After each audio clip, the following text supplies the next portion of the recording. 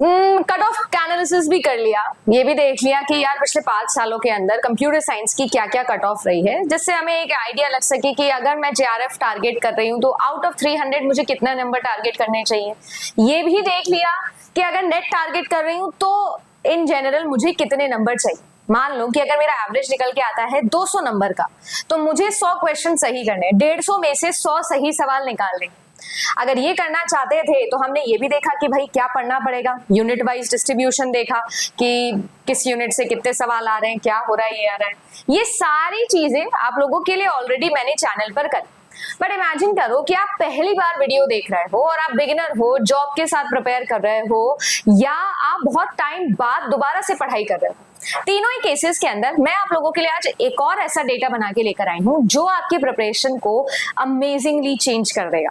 चलिए आइए आप लोगों को लेकर चलती हूँ एक ऐसे डेटा पर जिससे आप सभी लोगों को बहुत ज्यादा एनकरेजमेंट मिलने वाला है और डायरेक्शन मिलने वाला है। देखो, हम कंप्यूटर साइंस ग्रेजुएट्स हैं, हमको अच्छे से पता है how important it is to give the correct input. Garbage in तो फिर गार्बेज ही आउट होगा। इसीलिए अगर एल्गोरिथम सेट करनी है तो इनपुट और पैरामीटर्स को अच्छे से डिटरमाइन कर दो, मनूवर बहुत अच्छा बन जाएगा। आज डिस्कस करूंगी डेटाबेस मैनेजमेंट सिस्टम। कल आप लोगों के लिए मैंने डिस्कस किया था ऑपरेटिंग सिस्टम। आज second very important, very easy and most scoring units में डे आता है डेटाबेस मैनेजमेंट सिस्टम का। अगर आप लोग चैनल पर फॉर द फर्स्ट टाइम आए हो तो सब्सक्राइब कर लेना, और आप सभी लोगों के लिए सेम टाइम सीएस के 10 यूनिट्स डिकोड करूंगी। इसके अलावा अगर आप सभी लोगों को ऐसा लगता है कि आप मेरे साथ में प्रिपेयर करना चाहते हो फॉर अ पेड कोर्स, तो आप सभी लोगों के लिए जेआरएफ अड्डा एप्लीकेशन पर कंप्लीट कोर्स है। Mock test, video solution of 10 years previous year questions, books जो मैंने लिखी है पेपर 1 की, पेपर 2 की, लाइव और रिकॉर्डेड दोनों क्लासेस फॉर 12 महीने की validity. Paper 1 only, paper 2 only, paper 1 plus paper 2 सभी फॉर्म्स में अवेलेबल है। तो अगर आप जाओ तो इसको भी चेकआउट कर सकते हो। मैं आ जाती हूँ आपके डेटाबेस मैनेजमेंट सिस्टम यूनिट के ऊपर। Database management system, hard drive पर रखा हुआ डेटा को किस प्रकार से मैनेज किया जाए उसके लिए जो सॉफ्टवेयर बनते हैं वो डेटाबेस मैनेजमेंट सिस्टम में आप पढ़ते हो। अब इस यूनिट के अंदर अगर आप खास बात देखो तो ज्यादातर स्टूडेंट्स के लिए ये यूनिट स्कोरिंग होती है, क्योंकि अपने कॉलेज लाइफ में एक ऐसी यूनिट जो आपने सबसे ज्यादा पढ़ी होती है वो होती है डेटाबेस मैनेजमेंट सिस्टम। तो डेटाबेस मैनेजमेंट सिस्टम की अगर वेराइटी ऑफ टॉपिक्स आप देखोगे जो पिछले 5 सालों में पूछे गए या पिछले 5 पेपर में पूछे गए हैं वो मैंने यहाँ लिखे हैं। कॉन्करेंसी हो गया है ना, आपका एंटिटी रिलेशनशिप डायग्राम हो गया, नॉर्मलाइजेशन, एसक्यूएल, कीज के ऊपर डायरेक्ट सवाल इजी सा, वर्चुअलाइजेशन के ऊपर सवाल, बिग डेटा के ऊपर, डेटा वेयरहाउस के ऊपर, डेटाबेस डिजाइन्स के ऊपर, टाइप्स ऑफ डिजाइन्स, मॉडल्स के ऊपर, डेटा की इंटीग्रिटी के ऊपर, फंक्शनल डिपेंडेंसी के ऊपर डायरेक्ट इजी क्वेश्चन, ट्रांजैक्शन और स्केड्यूल्स, कॉन्फ्लिक्ट सीरियलाइजेबिलिटी और व्यू सीरियलाइजेबिलिटी जैसे टॉपिक, और जॉइंस के ऊपर सवाल, आउटर जॉइन, इनर जॉइन, ये सारे।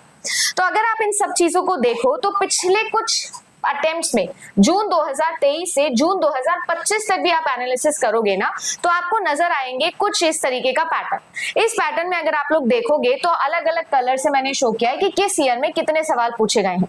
आप जैसे कॉन्करेंसी को देखो, कॉन्करेंसी और नॉर्मलाइजेशन को मैं कंपेयर करूं और मुझे कौन से टाइम ज्यादा डिवोट करना चाहिए किस टॉपिक को, तो ऑब्वियस सी बात है कि मुझे यहां से समझ में आ रहा है कि नॉर्मलाइजेशन से लगातार सवाल बने हैं और 2-3 अगर एक ही पेपर में 3 सवाल बन रहे हैं एक टॉपिक से तो ऑब्वियसली वो सबसे इंपॉर्टेंट है, उसको पहले पढ़ना चाहिए। और अगर एक ऐसा टॉपिक है जिससे पिछले 4-5 पेपर के अंदर 2 बार टोटल सवाल बने और वो 2, तो इस अकॉर्डिंग आप लोग जज कर सकते हो कि ठीक है यार कोई दिक्कत नहीं है।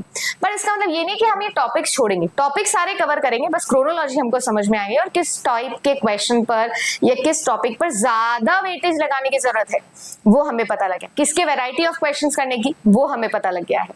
देखो ईआरडी डायग्राम हो गया आप लोगों के, ठीक है। एसक्यूएल के ऊपर अगर आप देखो तो कंसिस्टेंटली एक क्वेश्चन तो बनता ही बनता है, कीज के ऊपर लगातार सवाल बनता ही बनता है, वर्चुअलाइजेशन के ऊपर पिछले 2 बारी से ज्यादा सवाल बन रहे हैं, थ्योरेटिकल सवाल बन रहे हैं। बिग डेटा को देखोगे तो एक बार सवाल बना है पिछली 5 पेपर्स के अंदर।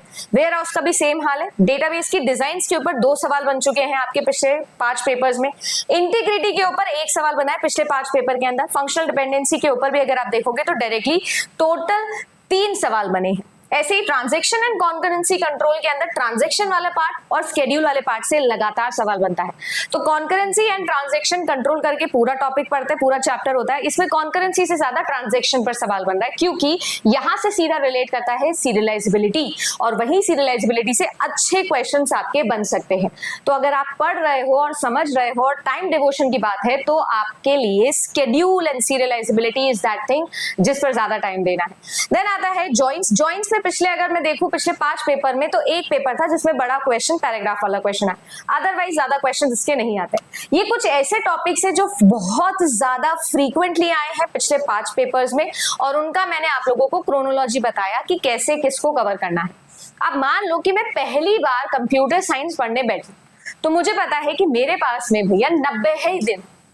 इस 90 दिन में मुझे कैपिटलाइज करना है। तो इसके लिए आपको ये करना है कि आप अपने 2025 का जो पेपर है ना, आप उस पेपर को लो और उस पेपर के अंदर अच्छे से देख लो कि कौन से क्वेश्चंस ऐसे हैं जो मुझे समझ आ रहे हैं, कौन से ऐसे हैं जिसका टॉपिक ही मुझे समझ नहीं आ रहा, और कौन से क्वेश्चंस ऐसे हैं जो मेरे लिए आते तो है पर मैं उसके आंसर तक नहीं पहुंच पा रही हूँ, मतलब एप्लीकेशन नहीं आता है। इस हिसाब से आपने डिवाइड कर लिया। इसमें डेटाबेस मैनेजमेंट सिस्टम के भी क्वेश्चंस बनेंगे, और उन क्वेश्चंस को आप लोग मैच करके देख लेना, वो इन्हीं टॉपिक्स में से किसी एक से होंगे। और अब धीरे धीरे आपको क्या करना है, उसे पढ़ना शुरू करना है। अगर आप बिगिनर हो तो भी यही करना है, जॉब करते हो तो भी मैंने आपको बता दिया किसको कितना टाइम देना है, सो दैट आपका टाइम सेव हो सके। और अगर आप बहुत लंबे समय के बाद प्रिपेयर कर रहे हो, तो ये सारे टॉपिक्स है जिनको आपको रिवाइज करना पड़ेगा, रिवाइव करना पड़ेगा, क्योंकि 10 साल 5 साल हो चुके हैं पढ़ाई किए हुए, तो जाहिर सी बात है कहां से शुरू करें, ये एक बहुत जरूरी सवाल बनता है। डेटाबेस मैनेजमेंट सिस्टम का ये मैंने बताया है। इसके अलावा डेटाबेस मैनेजमेंट सिस्टम के प्रीवियस ईयर क्वेश्चंस और बड़ी मैराथन्स, ये दोनों ही चीजें इसी प्लेलिस्ट में मैंने आपको दी है कंप्यूटर साइंस की। Computer science by Aditi ma'am और UGC NET computer science by Aditi ma'am करके सर्च करोगे तो वीडियोस मिल जाएंगे। रिवाइज करो, कंटेंट भी देखो, और साथ ही साथ देखो कि किस तरीके से कंटेंट को अप्लाई करना है, कैसे स्ट्रैटेजी बनानी है। स्ट्रैटेजी वाला पार्ट मैं करूंगी, एनालिसिस वाला पार्ट मैं आपको करके दे रही हूँ। आपका काम है पढ़ाई करना। वीडियोस है, चाहे वो यूट्यूब पे हो चाहे वो एप्लीकेशन पर हो, दोनों ही जगह है। अब करना ये है कि ये चार्ट अगर आपको चाहिए है तो आप एप्लीकेशन पर जा सकते हो, डाउनलोड कर लो, मैंने डाला हुआ है वहां पर। और साथ ही साथ आपको डेली क्विजेज लगाना शुरू करना है, जो कि मैंने एप्लीकेशन पर स्टार्ट किया है पेपर 1 के लिए, पेपर 2 के लिए भी हम कर रहे हैं। तो अगर आप सभी लोगों को प्रैक्टिस करनी है तो वैरायटी ऑफ क्वेश्चंस उनके ज्यादा करो जिन टॉपिक से ज्यादा सवाल बनते हैं। उम्मीद करती हूँ कि इस तरीके की ये जो स्ट्रैटेजी है ये आपके लिए हेल्पफुल रहेगी। फिर भी आपको कोई डाउट रह गया है तो कमेंट सेक्शन में जरूर बताना। अच्छा लगा ये मेहनत तो लाइक जरूर करना। मिलती हूँ अगली यूनिट के साथ में कल।